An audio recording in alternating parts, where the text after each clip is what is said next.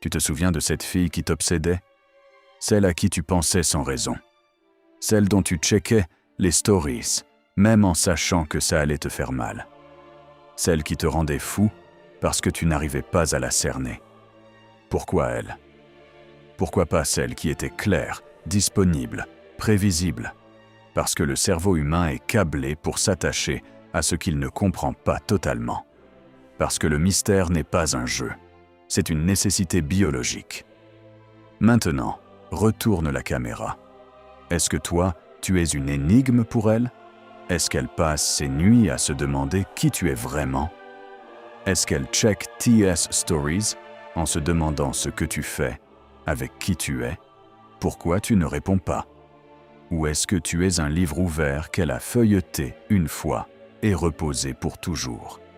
Si tu es nouveau sur cette chaîne, abonne-toi maintenant. Like cette vidéo.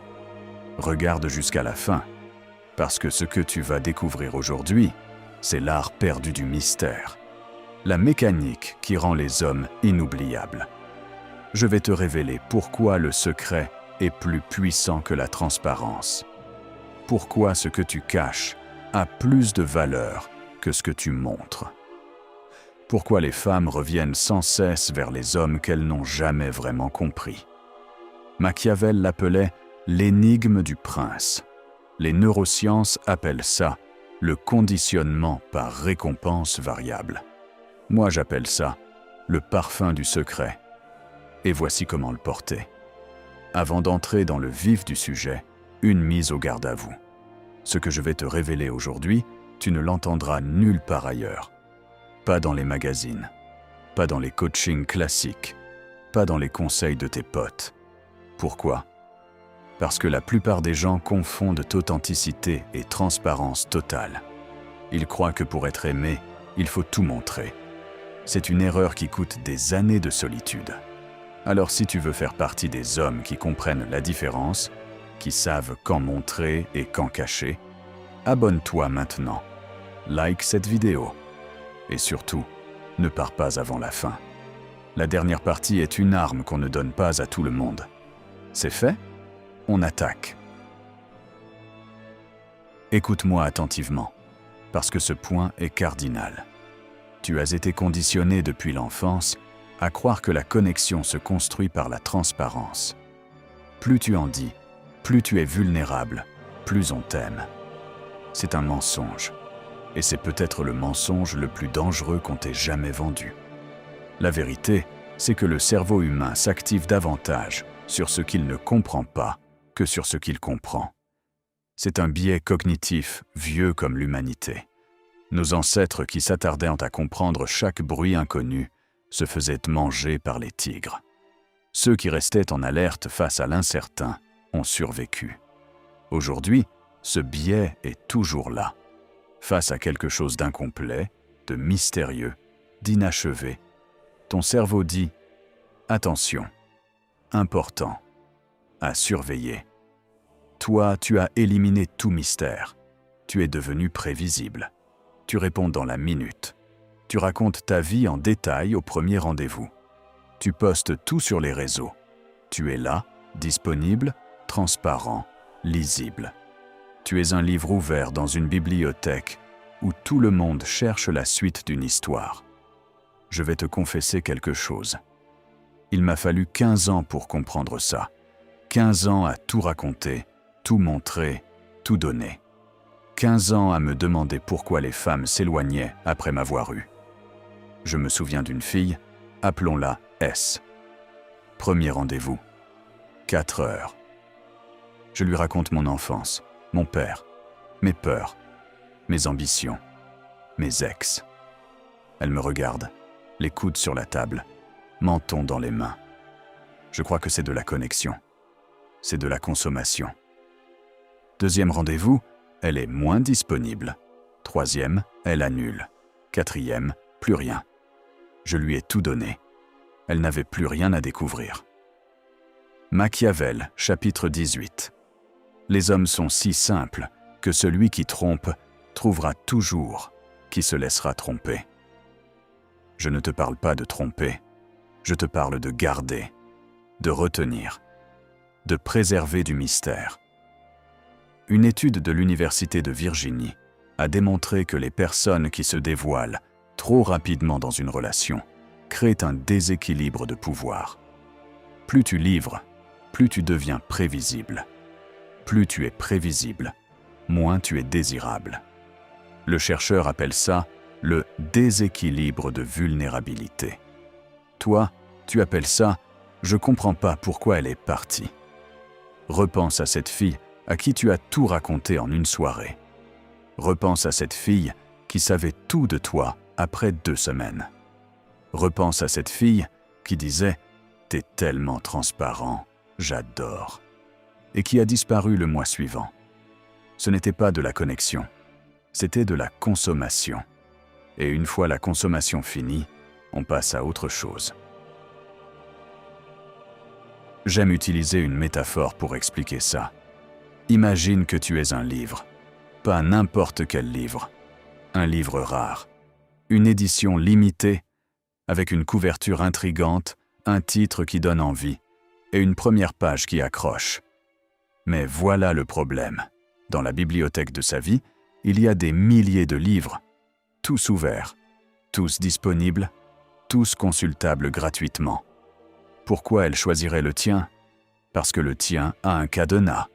Parce que le tien, on ne peut pas le feuilleter entièrement en libre service. Parce que pour lire le chapitre 2, il faut mériter la clé. Pour lire le chapitre 3, il faut prouver qu'on a compris le chapitre 2. Et le chapitre 7, peut-être qu'il reste fermé à jamais. Toi, aujourd'hui, tu es un livre grand ouvert, posé sur une table, avec une pancarte « Entrez, c'est gratuit ». Les gens viennent, lisent quelques pages, se lassent, repartent. L'homme mystérieux, c'est le livre sous clé. On tourne autour, on se demande ce qu'il y a dedans. On est prêt à payer le prix pour l'ouvrir. Les 3 piliers du parfum du secret. Pilier 1. La révélation différée. Tu ne livres jamais tout en une fois. Jamais. Tu réponds aux questions, mais tu laisses toujours une porte entrouverte. Elle demande « Tu fais quoi dans la vie ?» Tu réponds pas « Je suis ingénieur dans une boîte de conseil depuis 7 ans, après des études à Centrale. » Tu réponds « Je travaille dans la tech. » Rien de glamour. Et toi? Elle demande « Tu as voyagé ?» Tu réponds pas « Oui, j'ai vécu 2 ans à Londres, 1 an à New York et 6 mois en Thaïlande. » Tu réponds « Un peu. Des trucs qui m'ont appris la vie. » Elle insiste « Raconte. » Tu souris. « Un jour peut-être, quand je te connaîtrai mieux. » Tu n'es pas fermé. Tu es sélectif. La différence est énorme. Pilier 2. Le contraste émotionnel. Tu n'es pas tout le temps chaleureux. Tu n'es pas tout le temps distant. Tu crées du contraste. Un jour, tu es drôle, ouvert, généreux en attention. Le lendemain, tu es absorbé, ailleurs, concentré sur tes propres affaires. Elle ne sait jamais sur quel pied danser. Pas par jeu, parce que c'est vrai, parce que tu as une vie, parce que tu n'es pas un animal dressé à lui donner de l'attention sur commande. Le contraste crée de l'incertitude. L'incertitude crée de l'attention.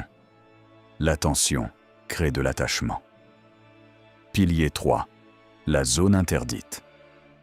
Il y a des choses que tu ne partages pas, des zones de ta vie qui restent fermées. Pas par méfiance, par souveraineté.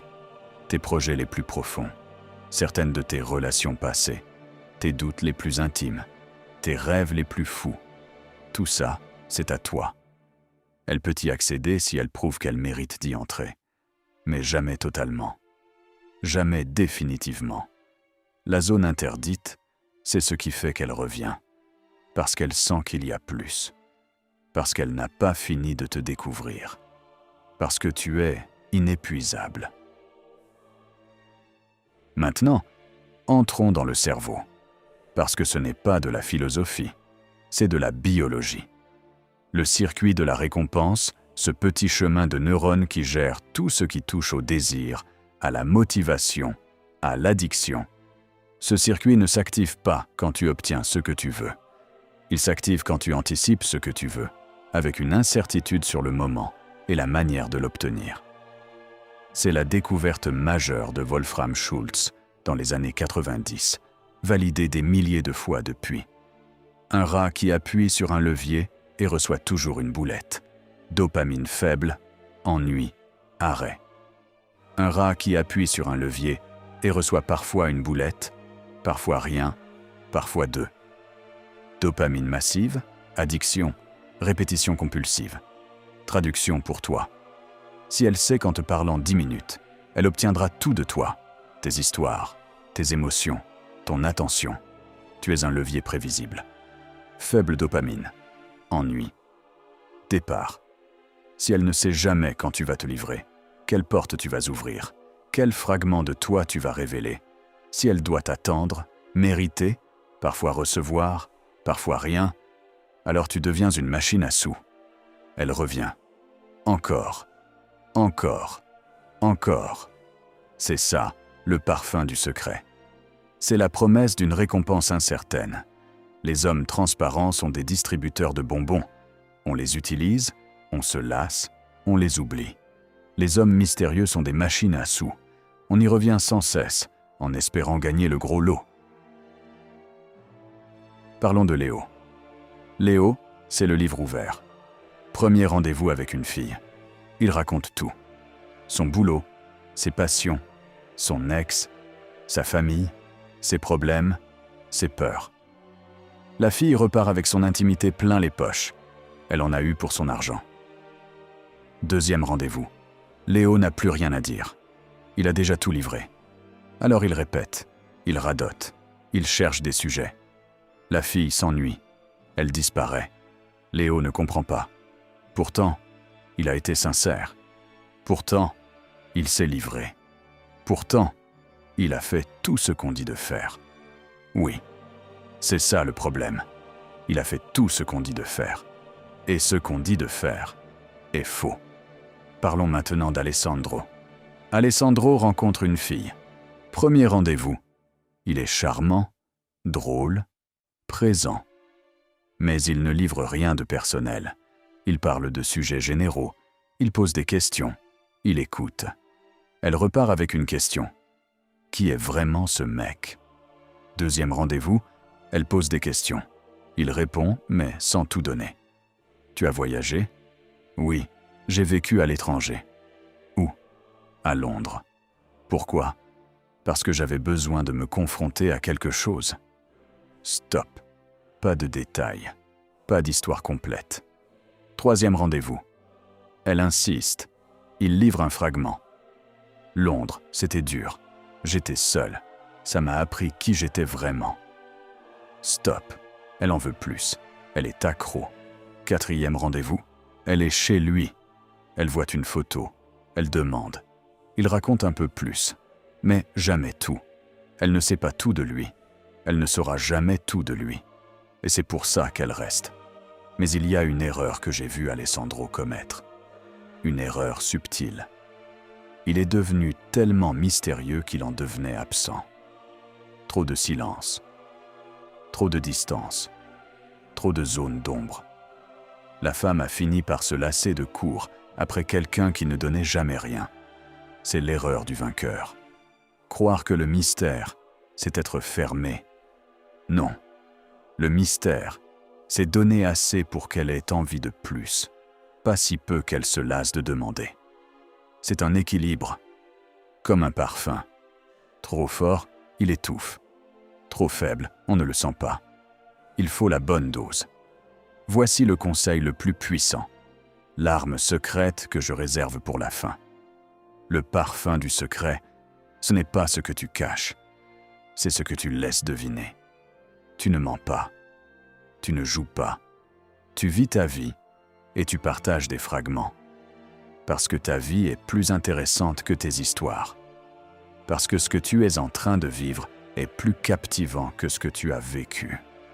L'homme mystérieux n'est pas celui qui a un passé secret. C'est celui qui a un présent si dense qu'il n'a pas le temps de tout raconter. Je vais être honnête avec toi. Devenir mystérieux quand on a passé sa vie à être transparent, Ce n'est pas facile. Il m'a fallu 15 ans pour désapprendre le réflexe de tout dire. 15 ans à me taire quand j'avais envie de parler. 15 ans à garder pour moi ce que je brûlais de partager. Parce que ce n'est pas juste une technique, c'est une identité. C'est devenir quelqu'un qui a assez de valeur intérieure pour ne pas avoir besoin de la vendre à tout le monde. Les gens transparents sont souvent des gens qui cherchent une validation. Ils racontent pour être aimés. Ils se livrent pour être acceptés. Ils montrent tout pour être sûr qu'on les voit. L'homme mystérieux, lui, n'a pas besoin d'être vu. Il se voit lui-même. Et c'est ça qui attire. Dans le Codex des 48 lois machiavéliques de la séduction, je consacre 4 lois entières à cette mécanique. Loi 17. Tiens-les en suspens. Le mystère est le lubrifiant du désir. Loi 23. Récompense l'investissement, pas l'attention. Loi 31. Sois une énigme. Loi 41. La dernière porte ne s'ouvre jamais. Le codex arrive bientôt en précommande exclusive. Lien en description pour être averti. Et il y a quelque chose de plus profond. Un niveau au-dessus. Des protocoles neurochimiques précis pour créer de la fixation, de l'attachement, de l'obsession. Ça s'appelle neuroséduction. Et ça viendra après. Pour ceux qui auront prouvé qu'ils maîtrisent d'abord les bases. Mais d'abord, le codex. D'abord, des mois de pratique. Parce que je ne veux pas de mecs qui cherchent des formules magiques. Je veux des hommes prêts à faire le travail. Résumons. 1. La transparence totale est un suicide stratégique. Plus tu livres, moins tu vaux. 2. Le cerveau féminin est câblé pour s'attacher à ce qu'il ne comprend pas totalement. C'est le circuit de la récompense. C'est biologique. 3. Les 3 piliers du parfum du secret, la révélation différée, le contraste émotionnel, la zone interdite. 4. L'erreur du vainqueur, confondre mystère et absence. Le mystère, c'est donner assez pour donner envie de plus, pas si peu qu'on se lasse de demander. 5. Ce travail prend du temps, des mois, des années. Il n'y a pas de raccourci. Maintenant, pose-toi cette question. Tu as 60 ans. Tu es dans ta cuisine. Un matin. Tu prépares ton café. Il est tôt. La maison est silencieuse. Et là, sans prévenir, tu repenses à toutes ces femmes que tu as eues. Pas celles qui sont restées. Celles qui sont parties. Celles que tu as vues s'éloigner sans comprendre pourquoi. Tu repenses à toutes ces nuits à checker ton téléphone. À tous ces messages que tu as envoyés trop vite. À toute cette intimité que tu as donnée gratuitement à des gens qui ne la méritaient pas. Est-ce que tu te remercies d'avoir économisé 27 € sur un guide? Est-ce que tu te félicites d'avoir regardé 3 vidéos et d'être passé à autre chose? Ou est-ce que tu te maudis d'avoir attendu trop longtemps pour changer ce qui devait l'être? Il m'a fallu 15 ans pour désapprendre. 15 ans. Tu crois que tu vas tout rattraper en regardant cette vidéo une fois? Si tu veux te réveiller à 60 ans frustré, amer, à regarder le passé en te demandant ce qui aurait pu être, ne change rien. Continue à tout dire. Continue à être transparent. Continue à être un livre ouvert qu'on feuillette et qu'on repose. Mais si tu veux que ça change, si tu veux devenir l'homme qu'on n'oublie pas, l'homme qui laisse un parfum derrière lui, alors abonne-toi. Regarde chaque vidéo. Prends des notes. Applique. Échoue. Recommence. Et quand le codex sortira, choisis-toi pour une fois. Le choix t'appartient. Avant que je te laisse, j'ai une mission pour toi. Je veux que tu racontes en commentaire la dernière fois où tu as tout donné trop vite. La dernière fois où tu as raconté ta vie à une fille au premier rendez-vous. La dernière fois où tu as répondu à une question trop personnelle sans laisser de mystère. La dernière fois où tu t'es dit après coucher « J'aurais dû en garder un peu ». Moi, je commence.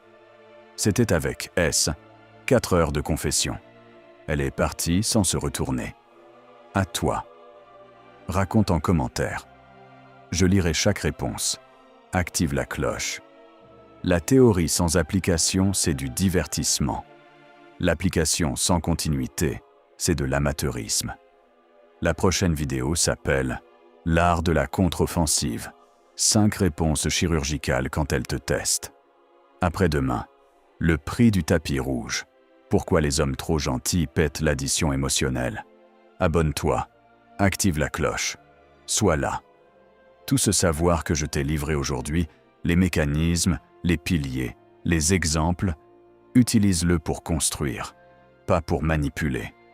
Pour devenir plus profond, pas plus fermé. Pour être une énigme qu'on a envie de résoudre, pas un mystère qu'on abandonne. Le prince ne cache pas par peur, il cache parce qu'il a de la valeur. Souviens-toi, sois le prince, laisse-les venir à toi.